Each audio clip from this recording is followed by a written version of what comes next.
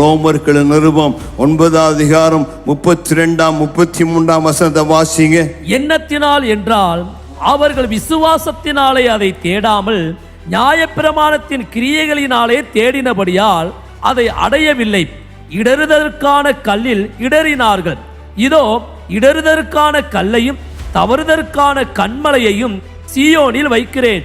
அவரிடத்தில் விசுவாசமாய் இருப்பவன் எவனோ அவன் வெட்கப்படுவதில்லை என்று எழுதியிருக்கிறபடியாயிற்று. இடறுவதற்கு ஏதுவான கண்மலை. சிலர் இயேசுனா இடறி போறாங்க. இயேசுனா எனக்கு வேண்டாங்கிறாங்க.